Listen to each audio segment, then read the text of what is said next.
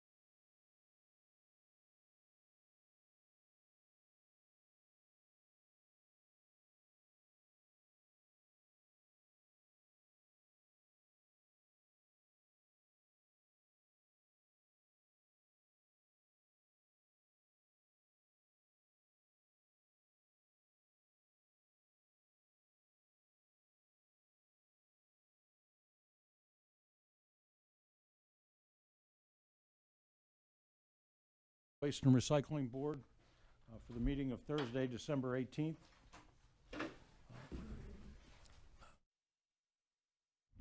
Unfortunately, we do not have a quorum, so we cannot approve the agenda, but we will go ahead and use the agenda as a draft.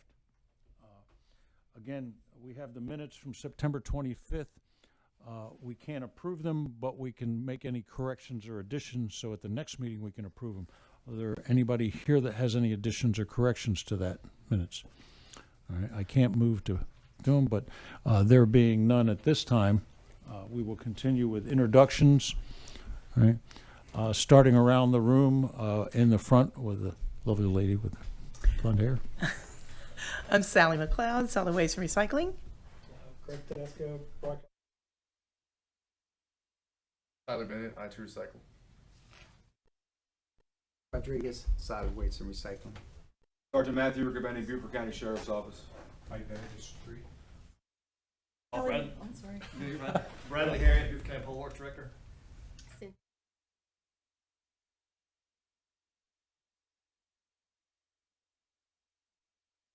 Now, Mark Feinberg. I'm sorry. We had everybody.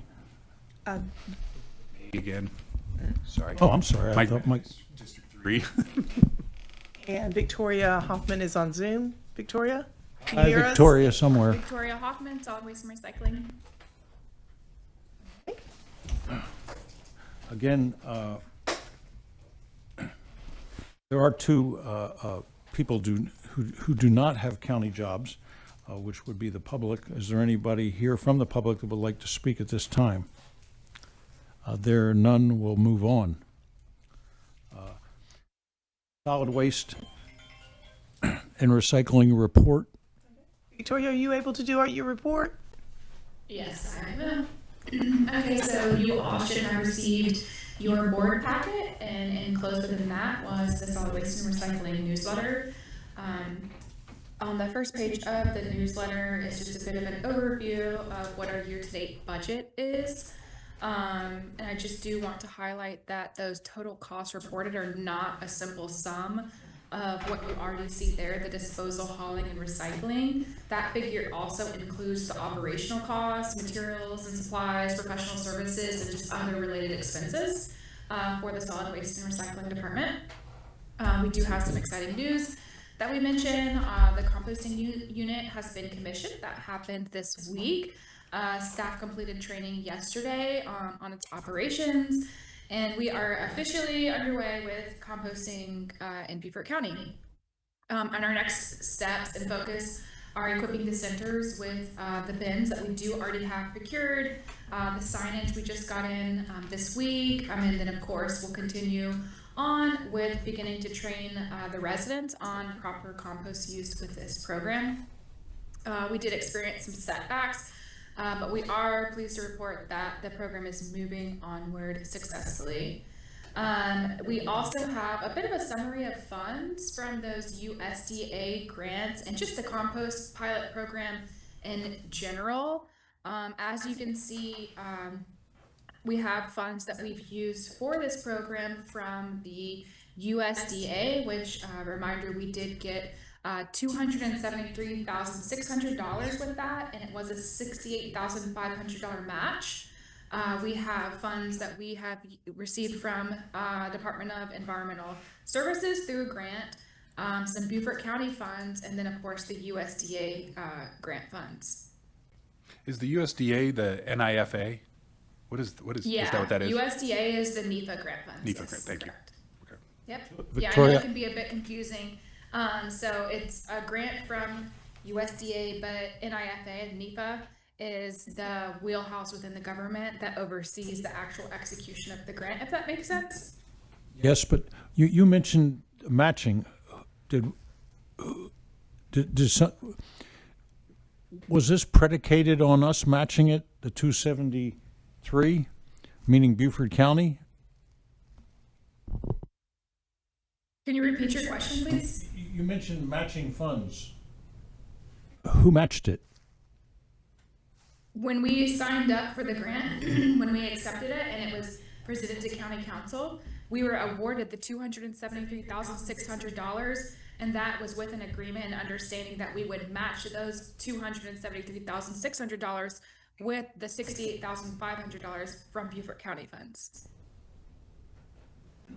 So it was a percentage of the amount that they Oh, so it was not 100% matched match. with the grant. So I take it, obviously 68 doesn't equal 273, so it was a percentage of that. Yes. So what I was saying was, it wasn't, the USDA or NEFA grant wasn't predicated on Beaufort County matching it. You just got, Yes, you part just of got, you the got grant some extra money. agreement. Yes, part of the grant agreement, when we accepted those grant funds, was that we would do that match. That portion of the match, not, you're saying, yeah, the portion, Correct, not the whole. not the whole match. Got it, thank you. Yeah, our match funds are $68,500. Does that clarify your question? Yes, it does, thank you. Okay, you're welcome. So moving on, the FY27 budget planning, which stands for fiscal year, if you are not aware. We are presently in the draft mode of that.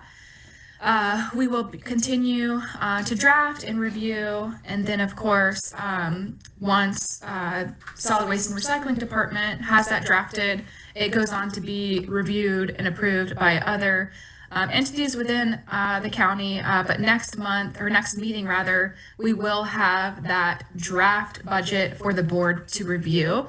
Just a reminder though that it is just for the board to review, and then once it leaves our hands, it is then viewed by the finance department and reviewed and approved by county council. So what you will see next month is our budget request. It is not going to be the finalized budget until county council votes on that within the coming months in 2026. I do want to take a moment to thank Mr. Songer. Unfortunately, he's unable to attend today, but he generously provided his time and expertise to assist with the solid waste and recycling budgeting this year. And his way of categorizing and analyzing expenses really brought clarity to the complex process, and it really made a meaningful difference in our planning efforts. So I know he's not there today, but I do want to extend gratitude towards him. He took a lot of time and effort and free services that he typically would charge for to assist us in creating the budget plan for this year and for future years to come. So a bit of an update that we do have on our team, the recycling coordinator position, which has been vacant for quite some time, since about September. That position is currently posted online. It's not listed as a recycling coordinator position. It's a solid waste and recycling environmental educator position. But we are receiving applicants. We're currently reviewing them, and we are already scheduling interviews to take place after the first of the year. So if you have anybody in mind who would like to apply, I suggest have them apply soon, as we are really eager and excited to interview and fill that position, so we can have more hands on deck as we navigate the composting pilot program and integrating that into residential education and outreach. So very excited for our center improvements and upgrades. We have an IFB. It recently closed on the 12th. We did just receive one proposal, and it's currently under review by staff, and that will be the asphalt resurfacing at several of our convenience centers. We also are continuing to conduct fencing repairs at the centers. We repaired the fencing at Hilton Head Center, and then we also installed a new fencing segment at Shanklin Center in Beaufort. We also have updated our signage at the centers, and they are including bilingual signage, so we can help educate and improve residents' guidance at those centers, and also improve the safety of that. And so on to our Q1 solid waste and recycling report. The first section, you see that total tonnage overview. And this total tonnage is, as you can see, including both convenience centers and curbside collections. And then section 2 is a district breakdown. Tonnage data is categorized by our solid waste districts. So 1 being City of Beaufort, 2 Port Royal, 3 Hilton Head Island, 4 Bluffton, 5 Seabrook, and that includes the Big Estate, Levico, and Sheldon centers, and then we've got Burton, Shell Point, and that's the Shinglin Centers, Ladies Island, St. Helena. Unincorporated Bluffton is District 9, and then either you want to say District 9A or District 10 is Defusky Island. Can I jump in real quick? Just a Absolutely. quick comment. I was looking at these numbers earlier, and something that I looked at. If you compare the recycling total tons against just municipal solid waste total tons, which is in our world the diversion rate that's coming out of landfill, we're at 17%. Which I don't recall. I don't know if you guys don't. I don't recall it ever being that high. I remember 6% and 7%, maybe 8%, but we're at 17% based on these numbers. That's amazing, and it's a testament to what you guys have going on at the county level and the community at large. Man, it's really impressive. So, good job, Victoria. And that's not taking into consideration. So the data that you're looking at now, and we are working on streamlining this data to have it reflect more of what we have to report to the state each year.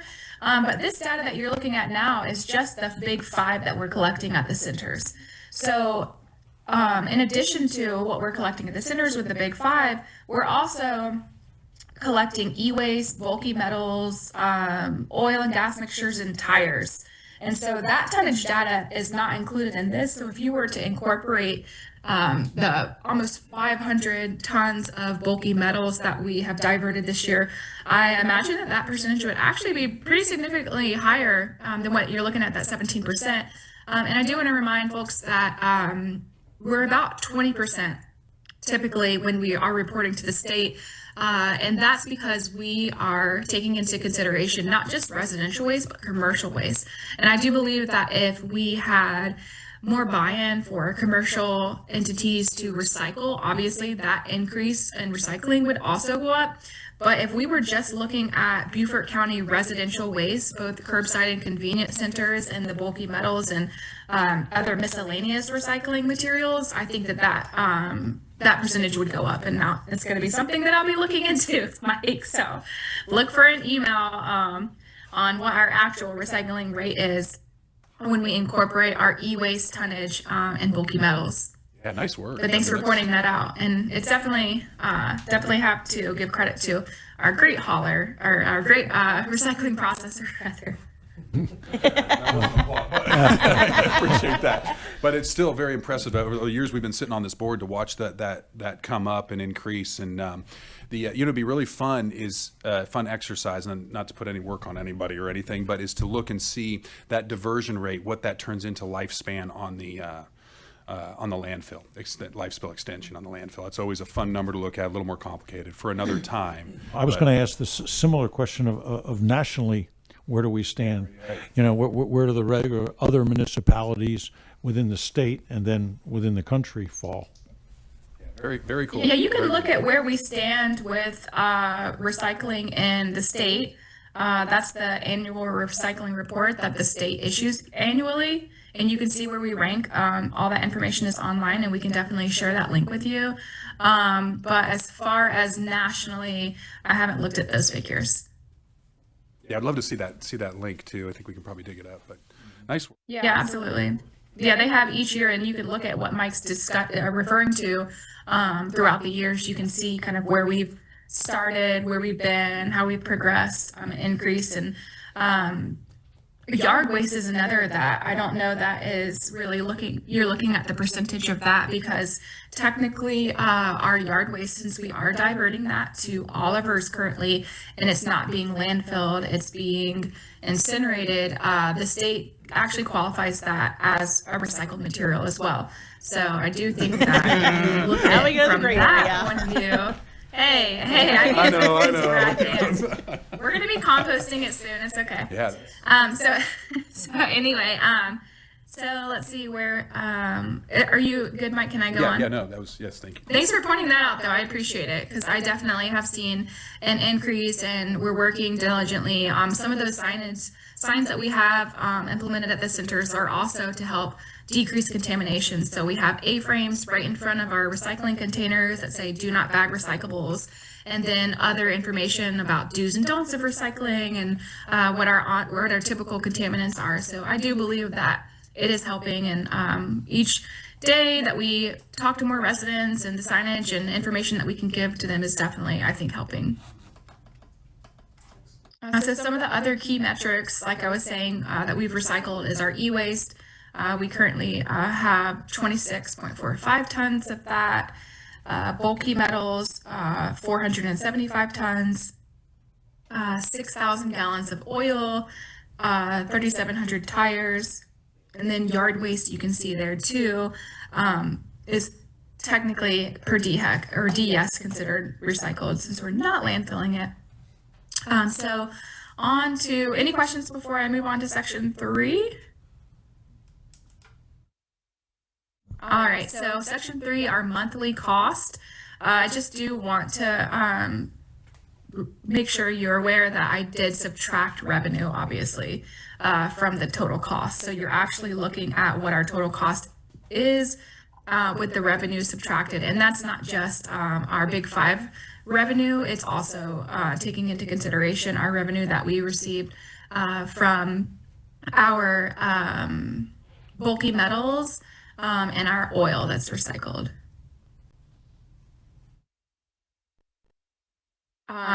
And I do just want to mention that e-waste is a bit of a different category. We have that categorized as a professional service currently, since we are hosting those e-waste events.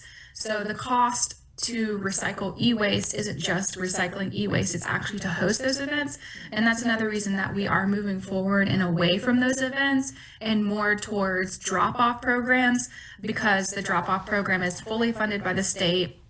The only cost that we do incur is because we do still want to recycle some of the things that aren't in the state mandated clearinghouse e-waste recycling program.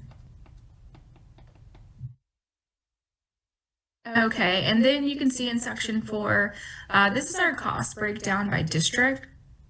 And as you can see, obviously some of the districts are a bit higher, that being Hilton Head Island. It's a heavily populated area. Many of the residents depend on that center. And this is one of the reasons that we're really wanting to look into what we can do to assist Hilton Head and potentially getting those curbside services mandated, so we can kind of alleviate the centers there, because as you can see, the hauling disposal from District 3, most of that is from that convenience center. And then I did want to mention, Megan, I know, is unable to attend today too, but she mentioned some questions that she had after she visited the Hilton Head Center, and we did take her questions and suggestions and implemented that. So just aware that we did fix the fencing at the Hilton Head Center, replaced signage, added new signage, and not only was that done at the Hilton Head Center, but other centers as well. And you can see those pictures there. But we did appreciate that feedback. Megan, if you are watching or do watch it, thank you for that.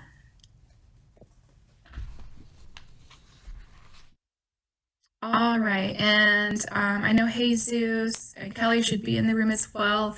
He provided a summary of litter. You're looking at now the composting vessel, which we'll have to schedule a field trip for you all to go out there and watch it in action. It is very neat. We still have a couple of things that we need to procure to get the site finalized, but we are up and running. We're able to compost, so that is really exciting. Victoria, when will or how will the people be selected to participate in the program, or how can they enroll? Yeah, that's a great question. So we currently have a quiz and a training. So residents will need to take the training to make sure that they are aware of what contamination is in the compost program and then how they can participate. And then once they do take that quiz, whether it be online, we're hoping to go across a lot of diverse platforms, so it's easily accessible to all residents. So not only will they be in-house trainings that Valentina or the new environmental educator will host, but also we're hoping to set it up online to where residents can go on line, watch the training video, take a quiz after, and then receive a code. So the code is basically a lock combination because our bins are all going to be locked at the center. And it's a similar bin that you have if you have curbside services, but the reason for that lock is just to prevent contamination. And we are modeling after what Charleston County has done and is currently doing, and also New Hanover County. They're really great representations of model programs that we're using, kind of a bit of both, because New Hanover County has the in-vessel system. Charleston County has the residential drop-off. The 4 main centers will have bins for residents to drop off, and that's what we'll start. And then after that, we're hoping to incorporate and collaborate with municipalities so we can have drop-off bins at other locations too. So highly trafficked areas, not just residents, but visitors too. And that is definitely the goal, is to expand from the 4 centers out to more open spaces in the public. When do you expect the training to be available? We are anticipating training to be available next month. So after the first of the year, we've just had a couple of setbacks because of IT issues and web page development. On a kind of a similar note, the e-waste requests to come in and try, has that been successful? I've sent a few people to the website to sign up, and you guys know what I'm talking about, how you can go and request now to drop out. Is that turning out as successful as you wanted? Is it building steam? Especially on the south side of the Broad. But yeah, we are fully booked up and our bookings are booked out. We are going to incorporate more weekend drop-off times once the last e-waste event takes place in May of 2026. But yes, it has been a very successful program, and I believe it will continue to be as we ramp up and incorporate some more weekend drop-off times.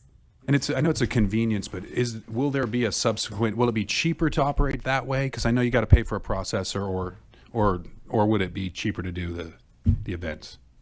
I'm getting nods. It is cheaper to have the drop-offs. So with the events, currently our contract is a bit more than $100,000 a year, and that is just to host the events, to have a vendor come to Beaufort, package everything. When we do away with those events, that same vendor under the South Carolina State Clearinghouse for e-waste, they provide all the packaging materials. They have already provided training to us. So we get our free packaging materials. So when we collect materials from residents, they're already in designated bins. And then when we have a truckload, all we have to do is make a call. And then that is picked up for free. So we get packing materials for free, we get hauling for free, and we get processing for free. The only thing that we have to pay for are some of those miscellaneous items that we still want to accept because it is considered e-waste and shouldn't be landfilled, but it's just not covered under the clearinghouse. So we virtually don't have a cost. If we do have a cost, typically our revenue from the e-waste covers that. And if it doesn't, it is a very, very little cost. I'm saying like maybe we might owe them $25 after a pickup event. Well, man, that's a win all the way around. That's yeah, great. I mean, well, you do have to look at it from a perspective of we do need staff to be able to collect the materials. But the way that we're handling it now, and that's why we're doing the scheduled drop-off, that allows us to control what we're receiving, because you do have to categorize whenever you receive that e-waste material. They want it in separate bins. They need it to be wrapped appropriately. So it does take a bit of time and effort on staff. But I haven't yet needed to hire staff. I definitely will need more staff assistance after we discontinue the e-waste events altogether. So you will save a little bit of labor program. for them doing it. You're going to at least, I'm always a fan of paying for local labor, instead of bringing shipping it in. Absolutely, and it gives us the opportunity to provide overtime to our staff as well. So it's a kind of a win-win situation on our part. I believe it's successful. Whenever I'm looking at it through the metrics and the financial analysis, it is definitely beneficial to the county. Victoria, I want to go back to composting. Earlier in previous meetings, we talked about giveaways of Crocs and how many we had and how many we didn't have and who's going to get them and how we're going to distribute them. Has any plan been implemented or thought about being implemented on how the Crocs will be sent to schools, elementary schools, high schools, or POAs, or however you roll this out, when you roll it out? Yeah, absolutely. Valentina and I have just discussed this week. So when she presents the talks in person, she'll have those Crocs with her. So people who sign up for those talks can get it. And then also we're trying to coordinate some sort of pickup program. So if you do go online and would like a Croc, that you are able to get one of those as well. But yes, Crocs will go out to participating residents after they receive the training, because they also have really great information on stickers on the Crocs as well.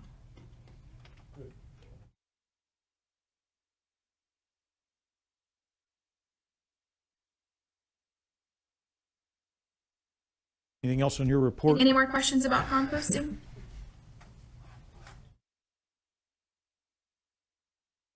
Bradley, can you talk about a little bit about tire hauling and what we discussed about trying to save some potential money there? I can't really hear. You have to step up, like she can't hear you. Hey, can you speak on the tire hauling and what we talked about possible trying to save some money there on tire hauling? Oh, yeah, absolutely. So we've also been looking into our tire hauling. So that's another contract that the solid waste department oversees. And currently we pay a vendor to come and pick up our tires from our permitted tire facility. So we've kind of been bouncing around some ideas, what can we do to decrease this cost? And we currently already operate Beaufort County has a tire hauler permit. So we are looking into hauling our own tires because they are all recycled. It's a mandate in the state of South Carolina. So that's another endeavor that we're going to be looking at in the coming year to start having our staff who have that permit and the certification to hire haul the tires directly to the tire recycling facilities. We're still waiting on quotes and proposals for that and looking into it. And of course, we'll do a financial analysis of time, fuel cost, and what it would be to tip it. But typically, there should be some revenue, but it's just nothing. It's not something that we have looked into before. So once we receive those costs for tipping fees for tires at that facility, we'll go from there and see if it's a feasible operation to start overseeing ourselves. And we'll also be having our field staff. So we've got under Public Works, grounds control, grounds maintenance, and general support, also stormwater. A lot of times they have vegetative waste, and fortunately we were able to procure a mulcher for the compost program, and so now we'll have those departments take the yard and woody waste here to our public, well, not here in my house, but to where you are at our Public Works facility, and we'll be able to mulch that material. We won't be paying for it anymore, and then we'll be able to compost it. So that's another endeavor that we are starting slowly but surely.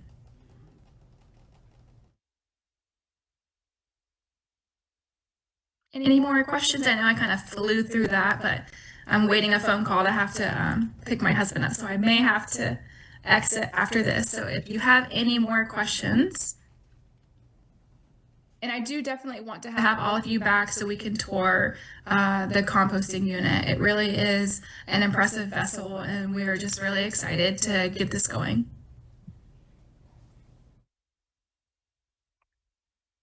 Excellent. Thank you, Victoria. Victoria, does that conclude your report? Absolutely. That concludes my report. Thank you. If any of my staff that are present would like to speak now, We will have staff reports, but at this time I want to turn the reins of the meeting over to Sally Dennis, who's joined us, so she will be in charge of the rest of the meeting. And do we have any staff reports? introduce Kelly? Why don't you introduce Kelly? Up to the microphone. Kojak, our new litter control supervisor, to this agenda here. Ms. Kelly? Welcome, Welcome. thank you. Thank you for what you do. Ms. Kelly's done a wonderful job stepping into the position, very proactive. As far as bringing up ideas for the improvement of the litter control program, she's doing an exceptional job at that as well. So thank you, Ms. Kelly. All right. My name is Kelly Holjak. I moved to the Beaufort area just over a year ago. And my husband and I, we absolutely love it. I have 3 kids in Columbia, 2 at USC. And I have absolutely loved serving the community in the litter control worker job, surprisingly.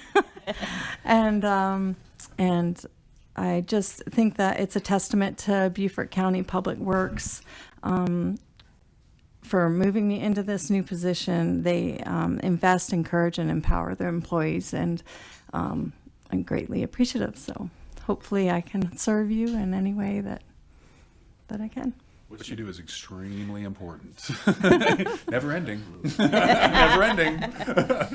But thank you for coming on board. I can tell you, Jesus has done a great job, and you're following in some great footsteps since he's taken over a little control and supervising the Adopt a Highway groups. And as an Adopt a Highway leader, I can tell you that it's a thankless job, but it's an important job. Absolutely. Yeah. Good thing he hasn't gone too far. I'm right next door. On my door. So.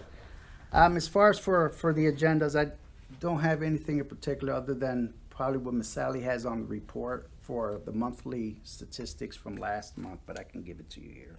You're going to have to pardon me because I just have to put on the readers here.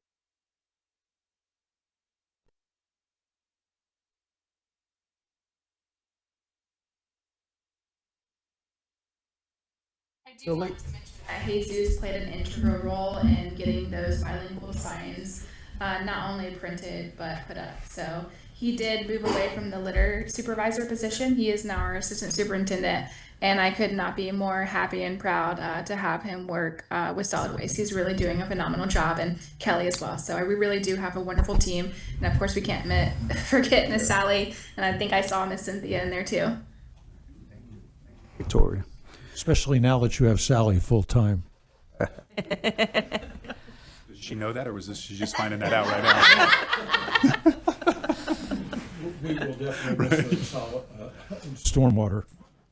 So just to like to run the numbers down for at least last month's performance, starting with Adopt a Highway. The summary reported 29 reported events, 224 volunteers, with a total 240 and a half hours performed for last month, covering 64 miles, and we collected 415 bags of trash, and that totaled in 6,520 pounds of waste. That included bulk as well. So I'd like to give a big shout out to our Adopt a Highway members. Without them, the county wouldn't be as beautiful. So thank you, volunteers, if you guys are listening in. So we appreciate you guys. Also, the mileage altogether, I like to add our crew members, the litter control with Beaufort County. And that'll be a quick summary as that. I mean, obviously, they're out there right now working on Broad River Bridge corners, making sure that 170 is pristine. So just to like give you a quick rundown as well, if I may. 4,487 miles were covered. 254 gallons of gas or fuel were used. Fuel costs estimated at $713.32. Pounds of waste collected by our litter control members under Ms. Kelly Holjak were 23,000 pounds of waste collected. And that included bulk items as well. I don't have this. Oh, there it is right in front of me. Thank you, Miss Sally. So there's all the information that I'm reading off. So she is a lifesaver. Thank you.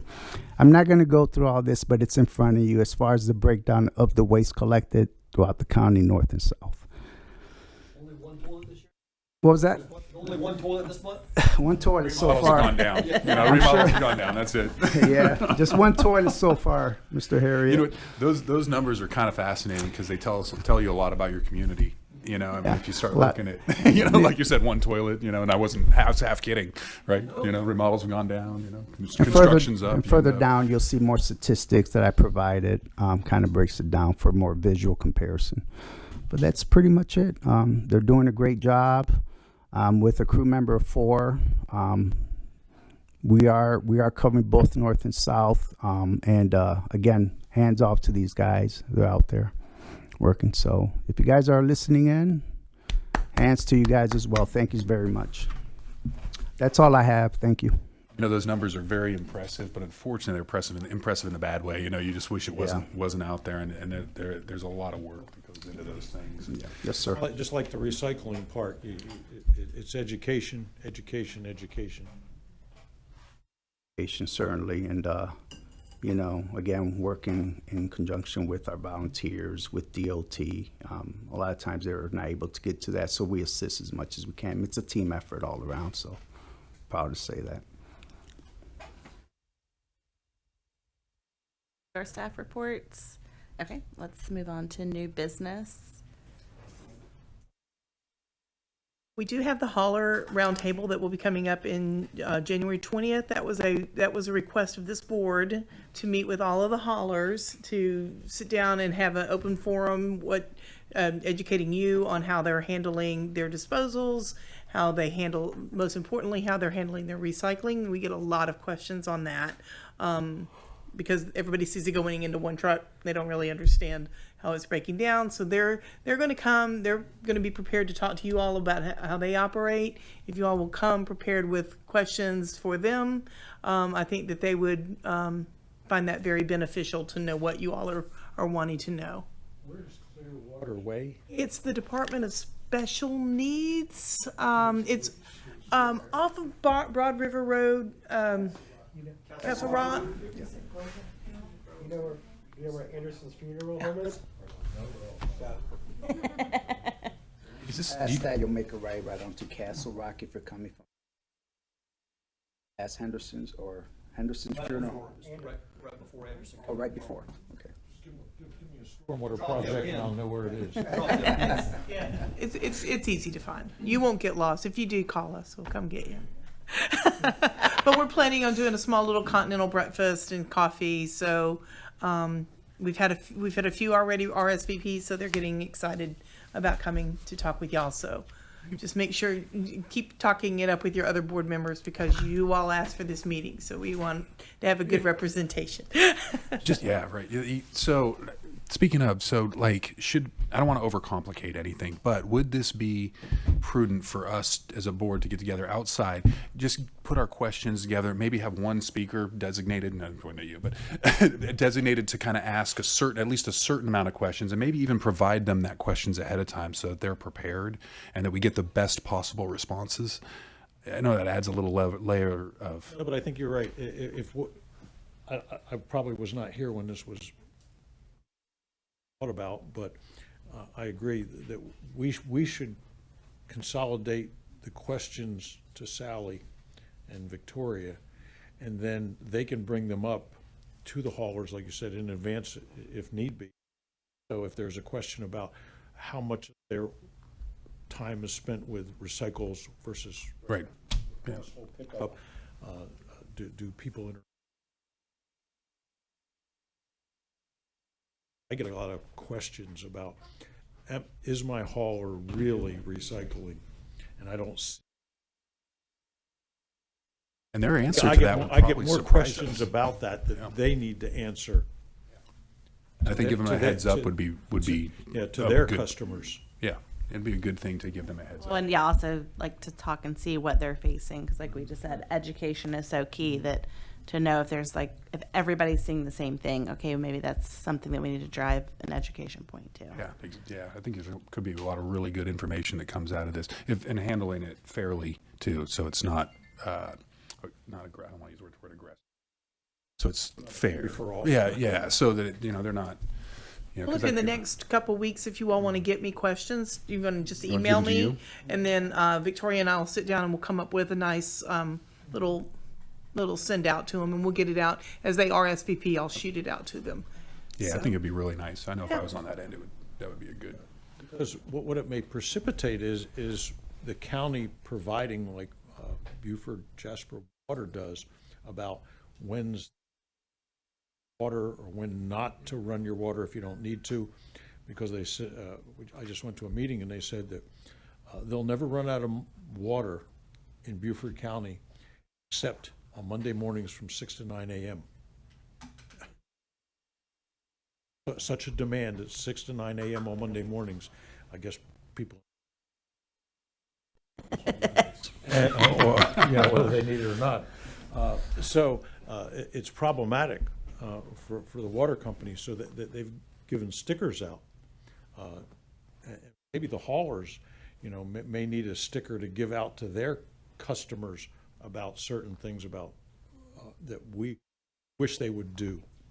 I could easily see, we've talked about this at this board, is that having standards for the recycling Right. that go across the board that everybody can agree to. That's definitely a question I'm going to put in there. Would you be proposing stuff like that? Because that's the uniformity that needs to go through. So that's great. Thank you. When do you want a deadline on that? Well, since we're right up against Christmas, why don't we see the first week in January? That way that'll give them I'll put the second week in Gives you January. 2 weeks and gives them a week. Yeah.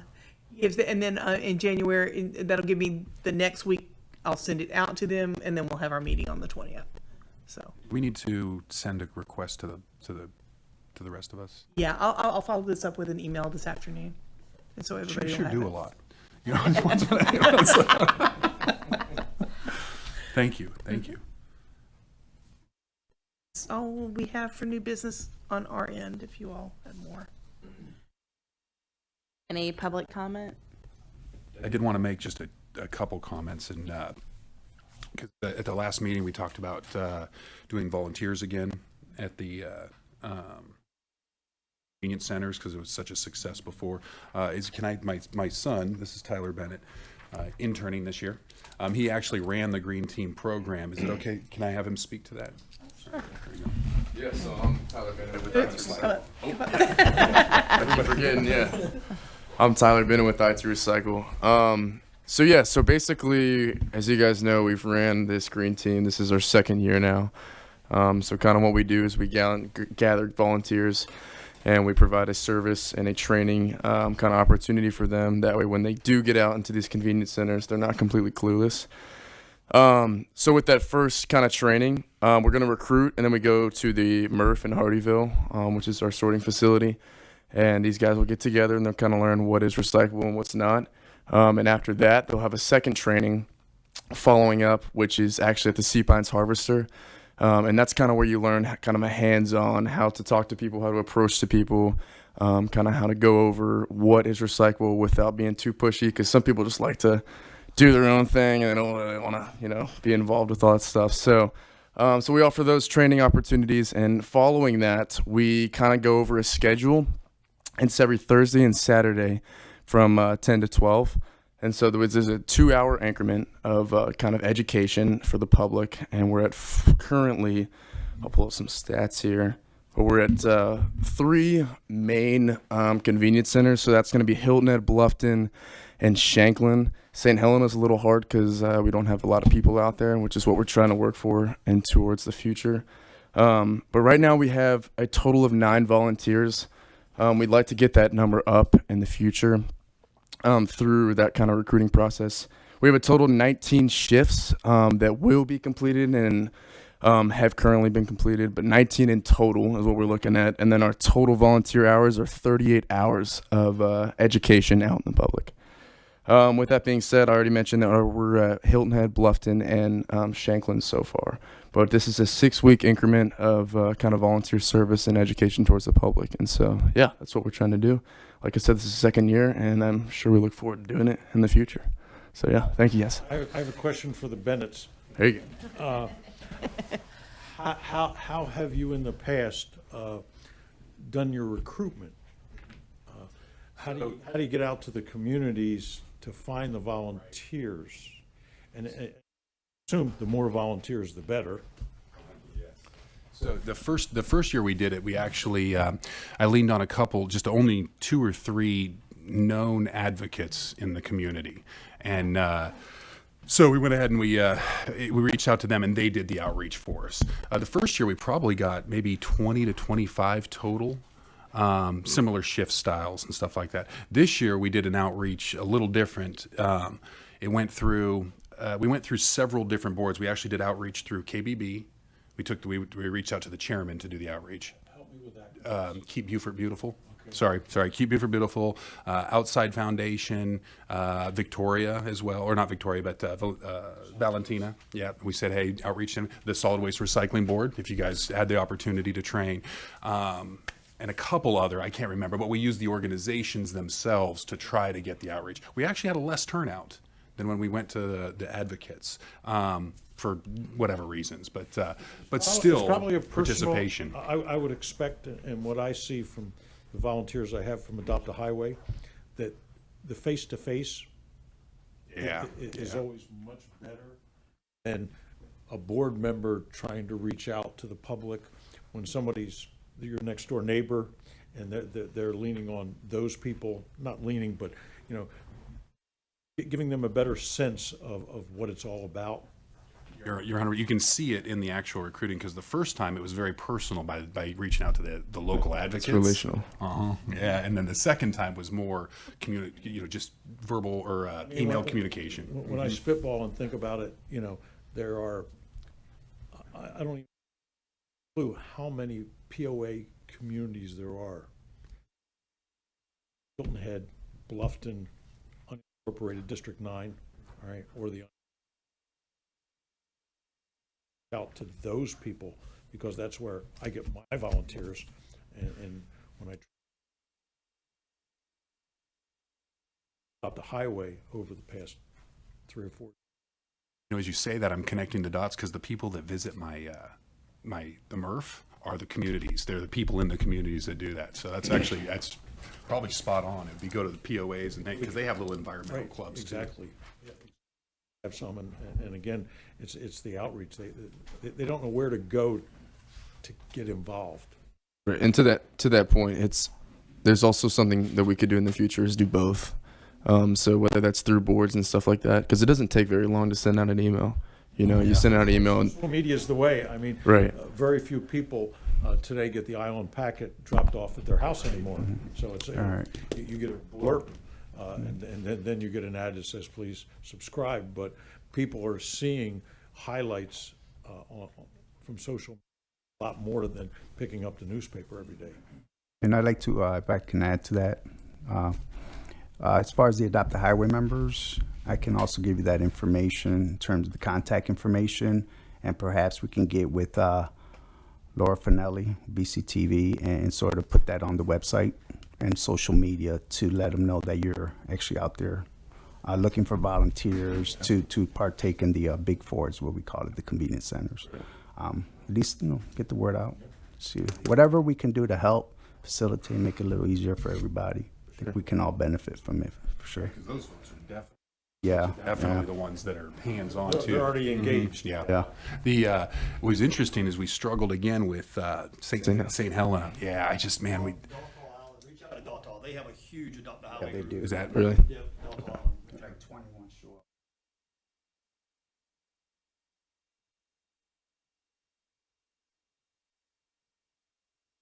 I'll send you all the information, Mike. And then the we nice can thing go is, from too, there. And let me know when you're ready, and then I'll get with Laura from communications, see if we can put the word out for you guys. Just let me know, and I'll go ahead and set it. That's fantastic. The POAs, those are really good tips.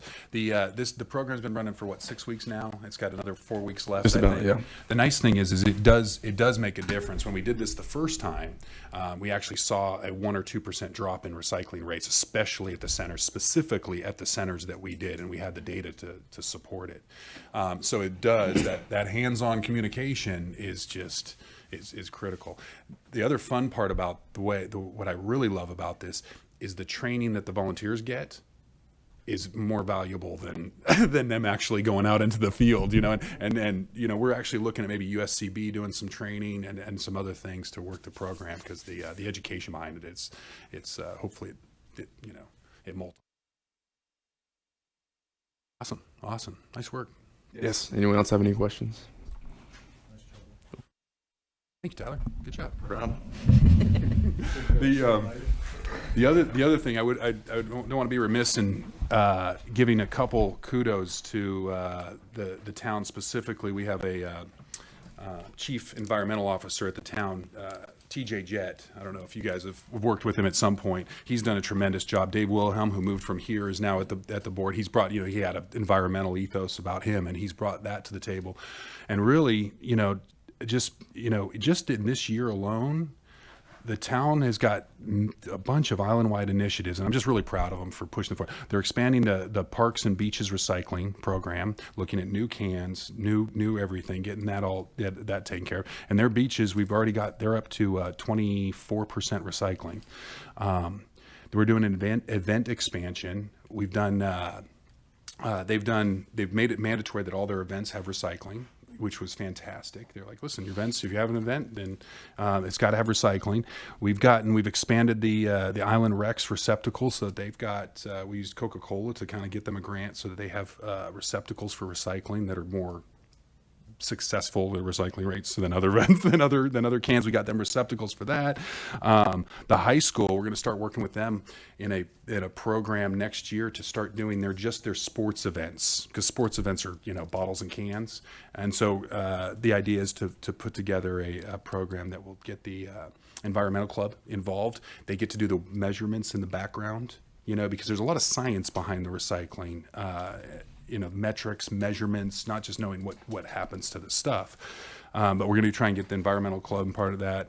Mitchellville Historic just started a recycling program, which is fantastic. We're doing Christmas tree light recycling in conjunction with the county. Yep, the county and the town. This is also led by Outside Foundation. I got to give a thank you to Jean Frew. That lady's amazing.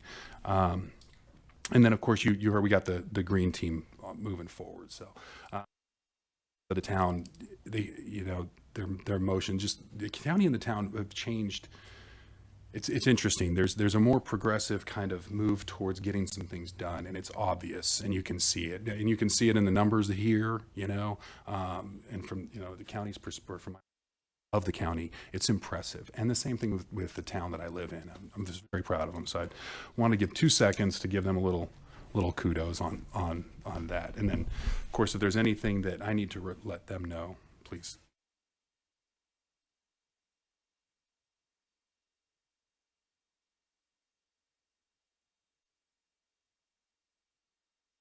Have any public comment? I think we skipped over to.